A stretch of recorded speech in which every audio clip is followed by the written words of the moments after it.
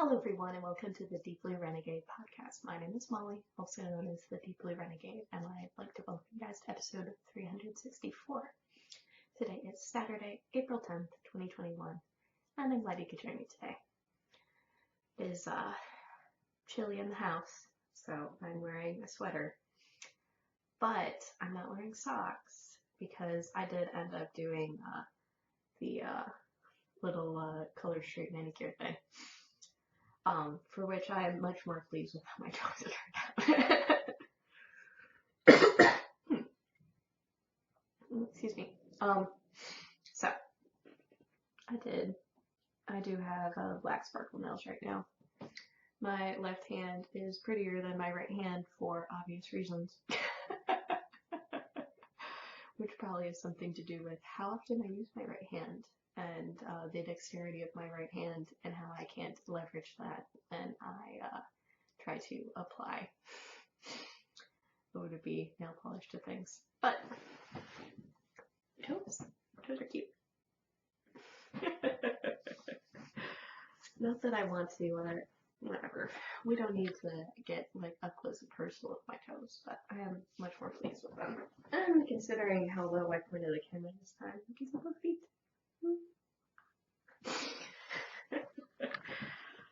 I should have worn socks. But yeah. So what I ended up learning is that I just don't like the feeling of nail polish upon my nails. Like, I feel it. I am not that sensitive on my feet, but I am aware of the presence of this foreign material upon my fingernails, even though there shouldn't be any nerves there. Which is why I'm okay with pedicures and not with manicures, as you do. I'm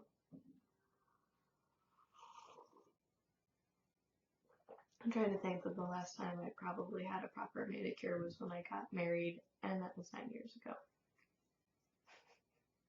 Oh, so such is life.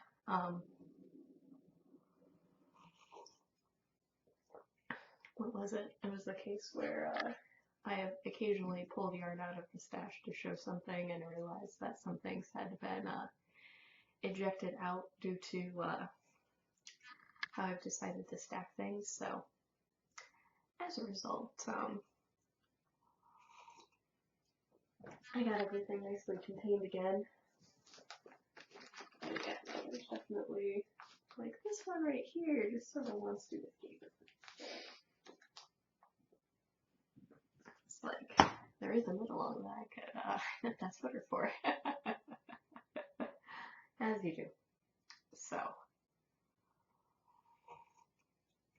And I'm wearing my Simplicity, which is a Mary Annarella pattern that I really like. It hasn't gotten like a ton of use for whatever reason. I don't know. But I think it's really cute and blue and lovely. So, and what would it be? The benefit to an open front cardigan is that you can still see the t-shirt. So that is cool. And this one lays, or I don't know if this is like a function of the sleeves of my t-shirt, but it does actually lay pretty smoothly over the t-shirt sleeve, which is cool. So, yarn escape. So, that is the story there. I have the same 2 hand-spun projects going right now. And I'm sure that I'm just in like a never-ending, the never-ending circle, which is, what would it be, finishing up the yoke. But I have like 8 or 9 rows to go at this point before the colorbook chart is over. And I am in a sparser pattern section now, so the bottom of the chart has way less color changes in it. So as a result, that should make it, probably a little bit faster to knit. So since I talked to you guys last, I think I put in a marker here. Or did I even have that? No. Yeah. So that is my front marker. So that's marking the front of the thing. So this little dolphin guy here is how much I ended up managing to do this week. So I have transitioned from a ready orange to the white and gold section, like so. And we have very lovely pine trees. And I managed to get through the slog of this 1x1 color work.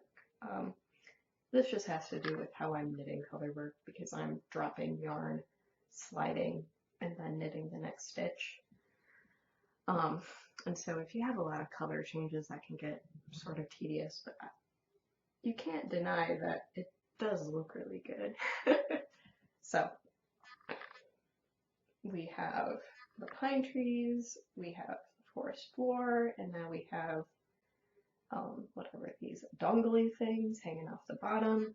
There's going to be a little bit of this motif that you see up here on the bottom. And then we will be good.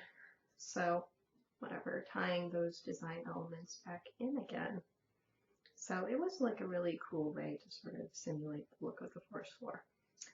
And this does look a little bit like the whole forest is on fire, as you do.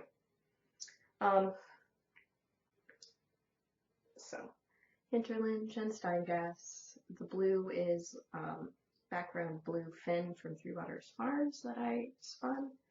And the other yarn is Nest Fiber Studio Nestlets that I ended up spinning as a yarn-like spin cycle. And I do believe that I have succeeded in having that nice long color change that you get with spin cycle. And I have my blue yarn on my Anchorworks yarn caddy to sort of keep everything flowing nicely. And then my contrast color is on the floor. So I'm almost out of white and yellow. You're beginning to see some of those reddish hues peeking out again. And it does look like there is an opportunity that I can make this leaf sort of match because I have a lot of similar colors in the center and I have a lot of similar colors in this edge I'm getting to. So I'm going to have a lot of this left over. I did not need 6 ounces in order to, I didn't need 6 ounces of contrast color for this. I'm not sure how much I'm going to have left over, but I will pull from both ends, I think, in order to get a slightly similar thing because there's like a red or whatever, like the reddish orange, yellow, and purple in this end, and I'm coming up on some of it over here. So, I don't know, but we'll see how much yarn I end up using, and maybe that I just blow right past. I may just blow right past it. Because there is a decent amount of chart left to go. It was a case where I was like, ooh, I'm almost done. And then I looked up and was like, oh no. Whatever, there is 26%, that is right, but 16% left to go or something like that. So that's the story there. It's coming along, but it'll be a little bit longer before I'm done with the yoke. What has actually taken a decent amount of my knitting time is my aggregate shawl. So this is also a hand spun project. I am knitting it out of Your Daily Fiber 50/50 camel silk, which I dyed a gold color, and Greenwood Fiber Works yak silk in the arcade color. So it looks, or would it be, when you have like all of the colors jumbled together, it definitely gives more of like a brown vibe, like in the skein. But I do believe that knit in the pattern, you end up seeing more of the jewel action going on. So, oh, wrong side. Let's do the right side. So, like, what would it be? The yellow probably does bring a little bit more. Oh, what hands am I using to operate? But you can see they're much more distinct. So you have like bands of magenta and green and blue, and where they end up coming together, you still end up getting sort of a whatever. You get the jewel tones instead of mud, if that makes sense. So let me make sure I haven't dropped stitches, because I did sort of leave this in an awkward place. I did not sit down and figure out if I had stopped in a reasonable sort of place for this, but I did not. So I'd have a little over 600 yards of both. When I weighed it earlier this week, I still hadn't reached the halfway point of the skeins, though I was close on my jewel tone yak silk. So there's that. But it was sort of the case where like, ooh, I am not as far on the shawl as the balls made me think. As it appeared to be, I was not nearly as far along, which is fine. It's not erotopy. It's not complicated knitting. It just involves me stopping every so often and doing like a little calculation for how many stitches need to be in my short rows, basically, which is fine. So then after I do that little calculation, then I am just going to that count for however many stitches are in that block. And I am alternating blocks. So I will have more repeats of the pattern than is what's in the pattern, just because I'm using significantly finer yarn. But that should be fine. Yeah, because this is more like fingering and the pattern calls for DK. But I am enjoying it so far. It's been fun to knit. The gold section maybe isn't quite as engaging because it is fairly solid. I do have some lighter portions where I had like probably too tight of a skein tie, or my skein tie was too tight, so the dye didn't end up penetrating very well in that section, but it is randomly distributed and gives a little bit of dimension to the color, so that's fine.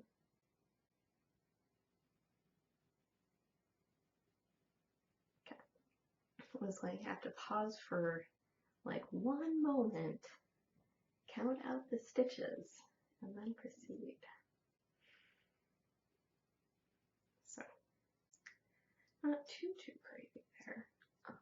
And the nice thing about these blocks is that, or would it be, so like part of the shawl is shrinking short rows and part of the shawl is growing short rows. But most of it is shrinking short row knitting. So what would it be? You are in the excitement of, you're working on your first row of the stripe, and then after that it just gets faster and faster. And then you move on to the next stripe, which is exciting, and then it starts going faster and faster. The other blocks are the case where you feel like you're counting and counting and counting, and then at some point you're done. But it's a little counting heavy at the beginning of those blocks. And based on how many wedges I'm doing in this, it should be a pretty narrow shawl, because most of my increases are concentrated at the end and not the center. So there should be pretty long wings in the end. But I am really happy with how it's turning out. it coordinates very well with all of my blue attire.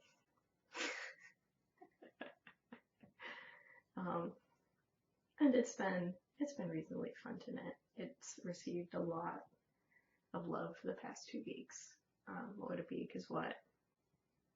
I haven't been working on it that long.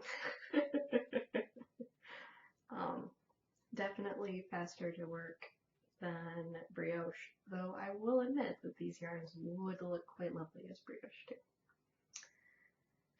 As you do. Maybe soon I will, when I finish this, I'll probably start another brioche shawl.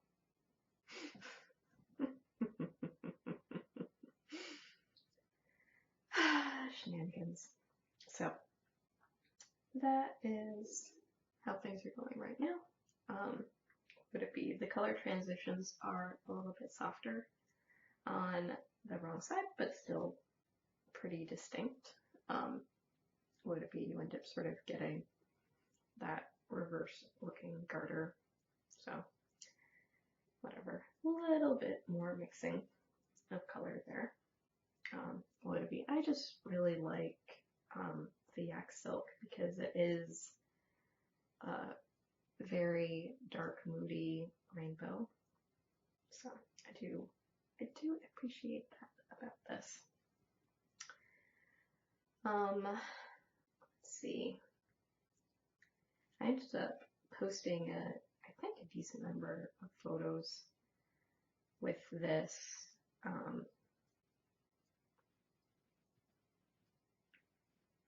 Just because, would it be? Because I'm doing it as a part of the Fluff to Stuff 2021 knit along. So the sweater counts, and that would probably be right sized for my Fluff to Stuff sort of ambition. That is a knitting project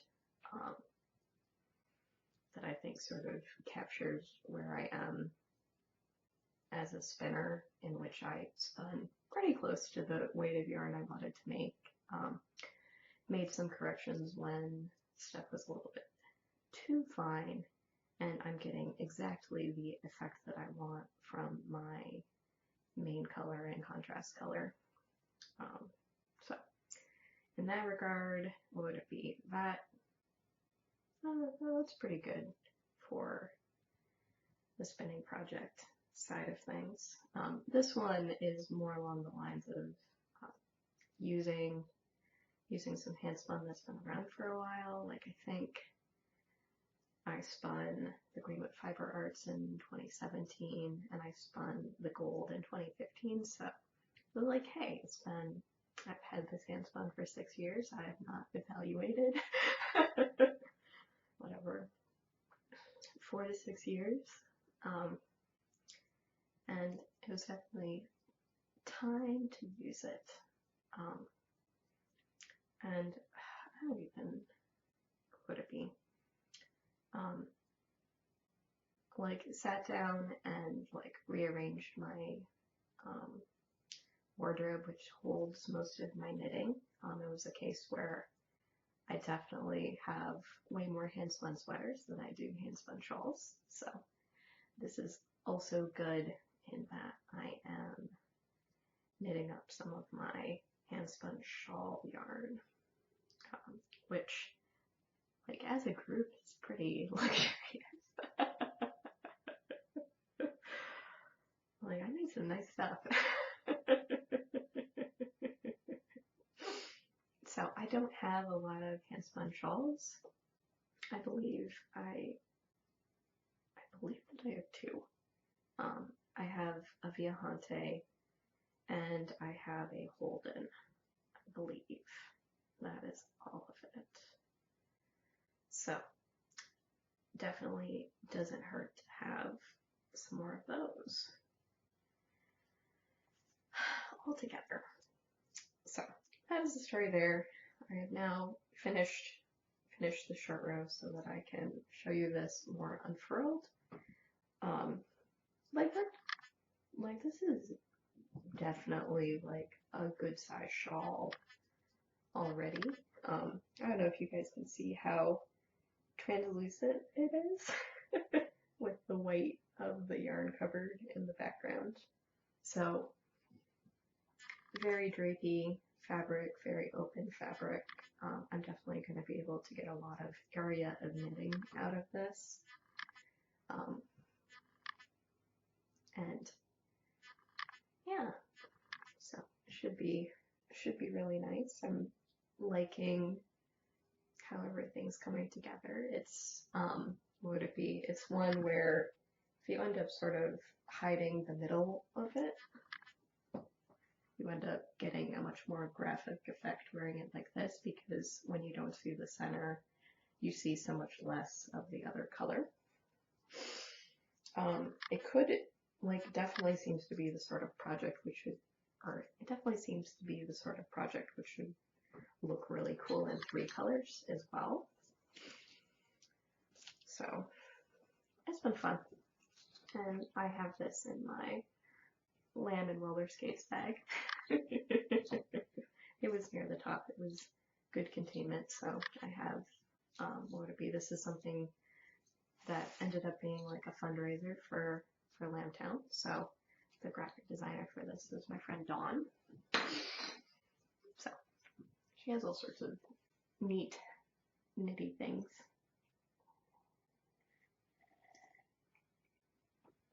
So that is the state of the knitting. The state of the shipping is I have not shipped either of the shawls yet.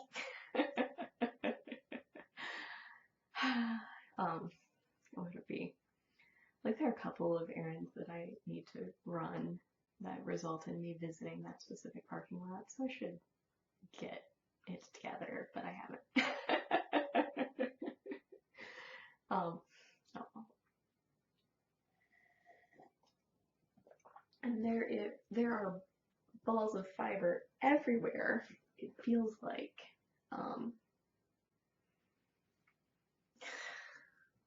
whatever. It's not like it's a big deal. There's nothing particularly special, but I am now working on the second half of my Florida Cracker and colored braid spin. So I have made layered bats which layer forest green, white, lime green, and white in order to create these color mixtures. I'm finally spinning that. Let's see if we can get the wheel in. So I coordinated bobbins and decided to go with my lime green bobbin for this one, unconsciously. But I'm making this very cool marled single.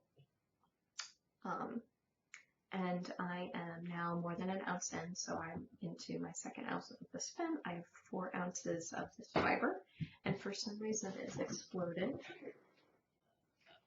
all around the room. I'm not entirely sure what happened. So I have a bunch of these. I'm just working through it. What would it be?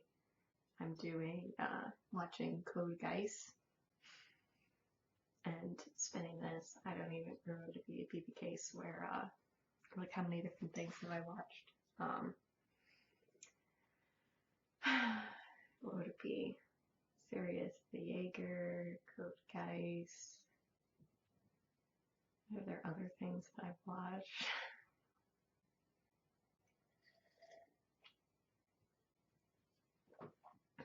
So, for whatever reason while spinning this, I'm noticing less of just straight up white sections, and I don't know if that is because it's a little bit more harmonious. I don't know, it is interesting. But I did end up finishing the first half of the spin, and I managed to still have like a little bit of room in the bobbin, not a whole lot. But these are just sort of bright tropical colors, so you have like this mango orange color and then like a fuchsia, basically. I don't like fuchsia, but whatever. But there definitely are like white sections that I notice in this. You can sort of see from afar, like here, like that that's the section that ends up having a little bit more white. But for whatever reason, I'm just not noticing as much on the other bobbin. So it's like really like soft, nice feeling singles, so it'll be fun to see how this plaits up. And I'll be doing a YouTube live when I get to the plying step for this. So it'll be the case where I will sample a couple of different variations of it, though what I'm leaning towards right now is a 4-ply. So that is the story there. And why would I end up leaning 4-ply? Would it be, I don't know if I've ever spun like just a straight up proper 4-ply before. And I think that will do the color mixing that I'm hoping for. But I'll sample chain ply, 2-ply,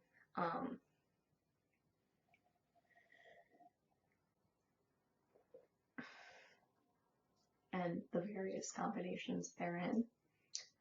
Would it be like lately it's been the case where I spin the yarn, I've realized I've screwed up, and then I cable it. So it'll be fun to spin a 4-ply yarn on purpose to do that. So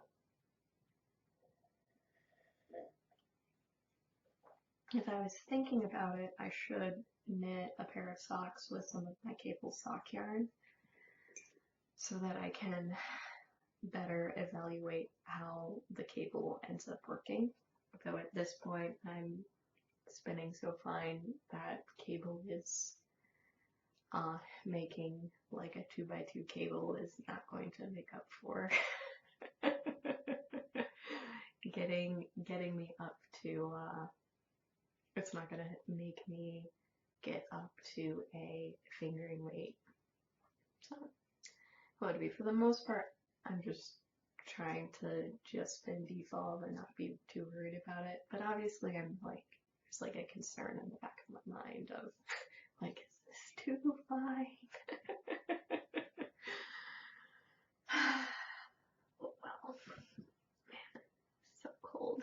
The furnace is not on and the sun is not beating down.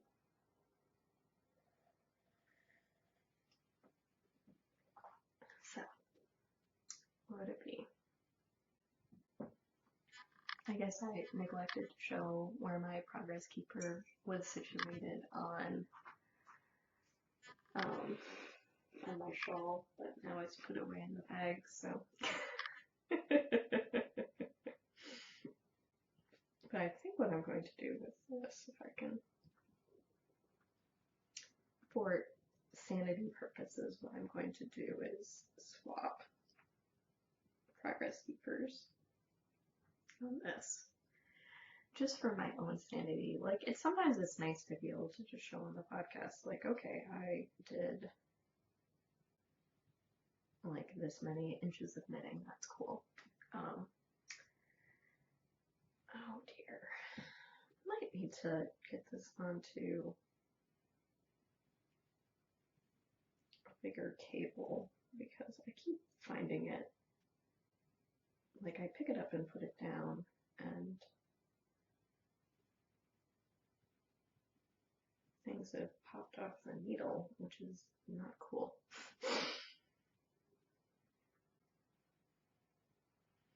You know what I mean?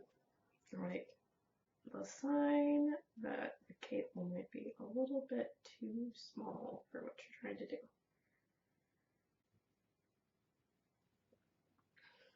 Like, would be, oh no, missed a stitch.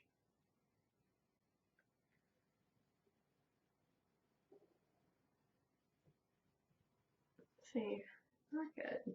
Not the way I prefer.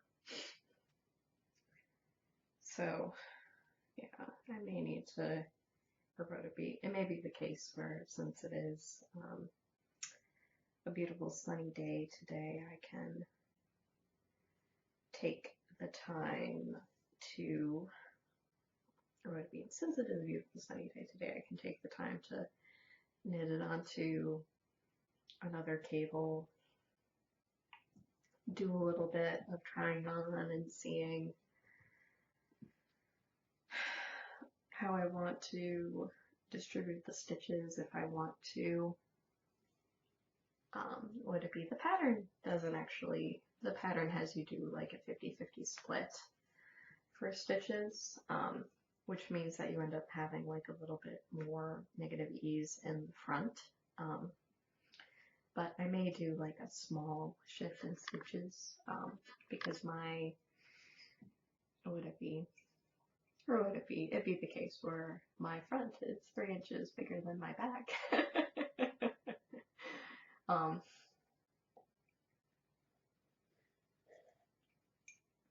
So I could account for that and have equal amounts of ease on front and back if I have 3 inches of stitches on the other side. So that might be like an easier way of thinking about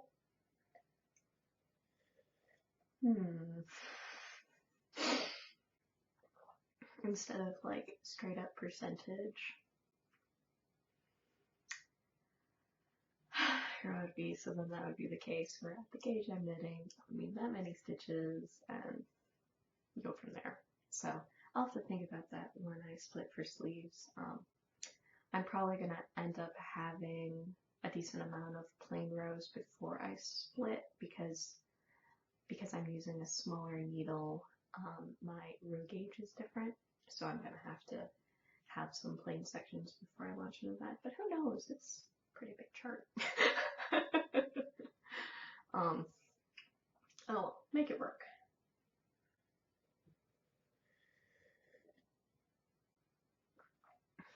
So that's a story there. What would it be? I ended up posting the link to last week's episode on this Friday. Thursday or Friday? I don't know, whatever. So would it be? It'll be interesting to see, or would it be? As I've been keeping track of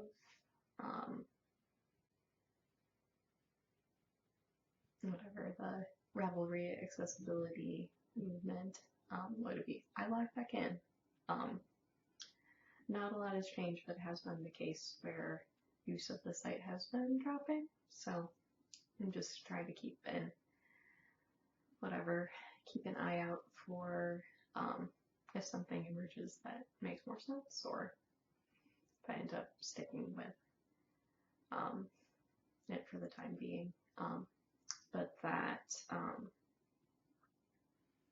what would it be? It'd be the case where, words are escaping me. Like, because I post the episode on YouTube, it is accessible there by subscribing. I don't always post like a little teaser picture about having a new podcast up. I may need to sit down with my like Instagram and make sure that, would it be like I have a link to the blog, or a link to YouTube. It doesn't really matter at this point.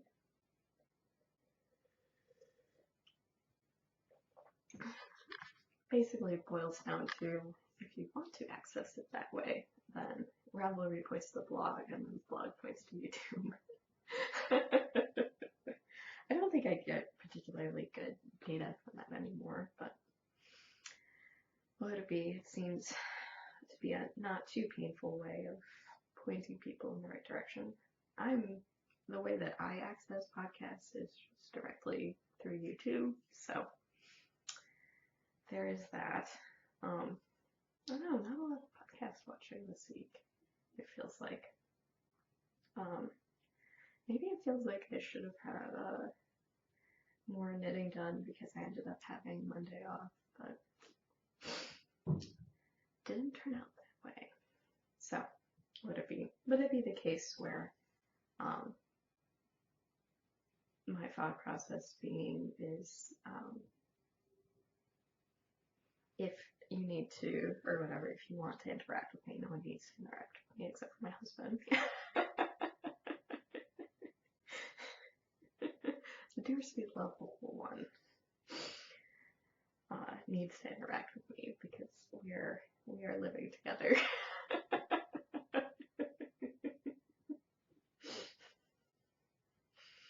Everyone else can just want to interact with me, and I'm happy to do so.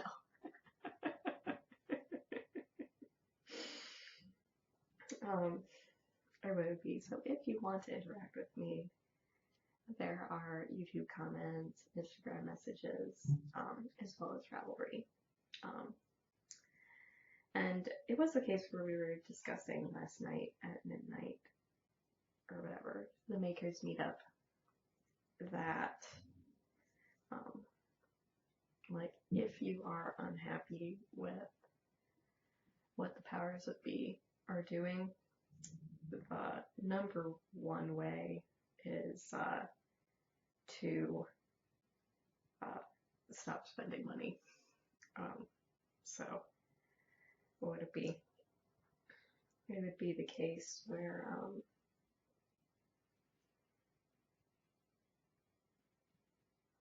like if the opportunity presents itself to buy patterns not from Ravelry, maybe that's a good idea. It doesn't need to be. Lots of designers that I follow now offer patterns in like alternate places, so you can use Ravelry to search the database, but then find if they're selling patterns elsewhere. So like Romy has her own website, lots of designers are using something called PayHip. Etsy is apparently a pain, but some people do have patterns on there as well. So just another thing to think about.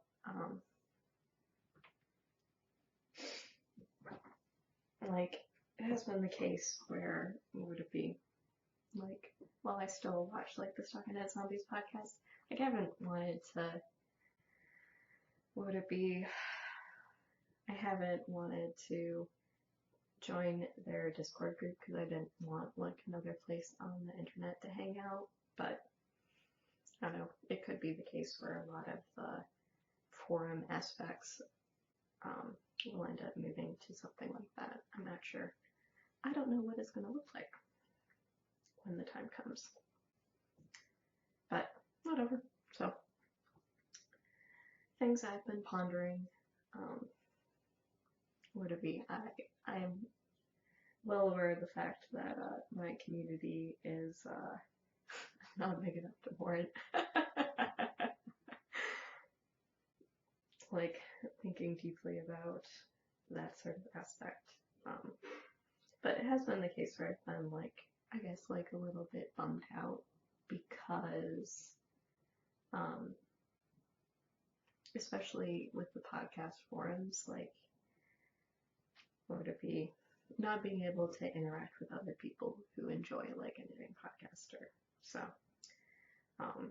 when I was rewatching Amy Beth this year, like it was always very exciting if she ended up talking about something that I had posted on the board or comments that like we had made on Ravelry being reiterated on the podcast. So in that regard, that doesn't exist so much anymore. I don't know if I can poke Amy Beth into talking more about what's happening in the YouTube comments, but it'd be the case where I might read through the YouTube comments before I make my YouTube comment.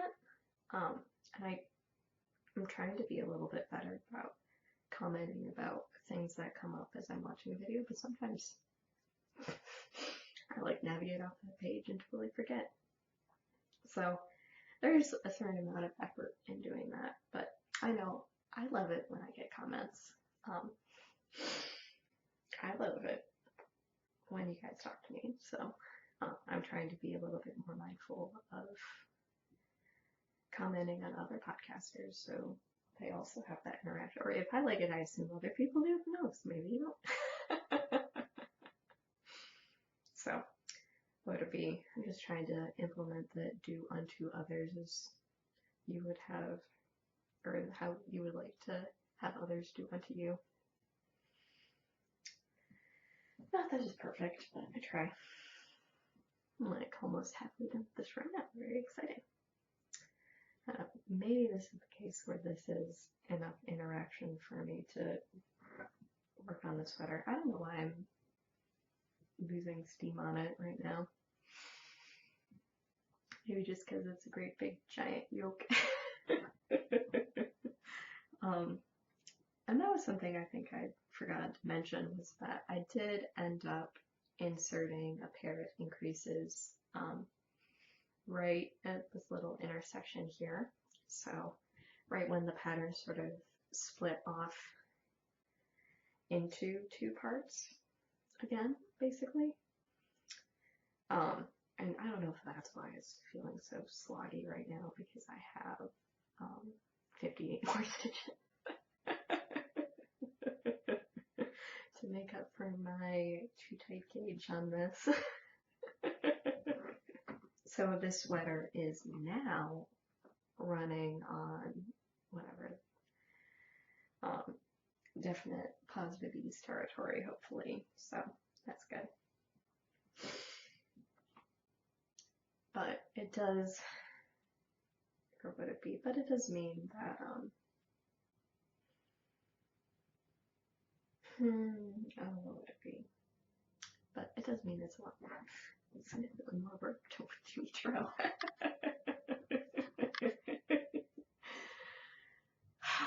Oh well. So should be a pretty good weekend. Not too much planned. Hopefully there's just a lot of chill time. I am okay with that. But yeah, no, I feel like I'm far away from finishing anything right now. I'm probably closest to finishing my spinning project. I don't know. No, that's true. Like once I split the sleeves, I still have 2/3 of the sweater to knit.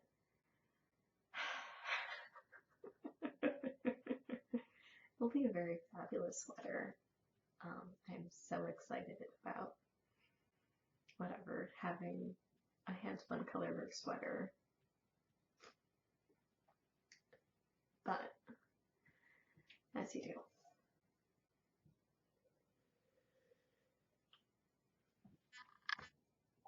I'm just not very excited about the process at the moment.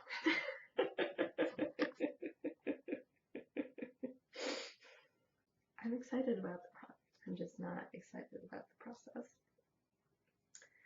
Or finding the right entertainment to be okay with the process, as you do.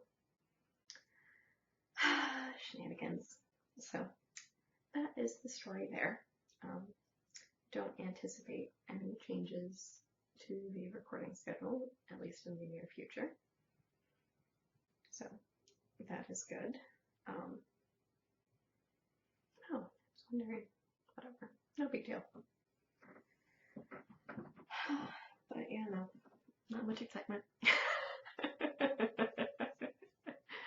Nothing new to report aside from knitting progress and spinning progress, I suppose. So with that, I hope you guys have a lovely week, and I look forward to talking to you guys next week. So take care, guys. Goodbye.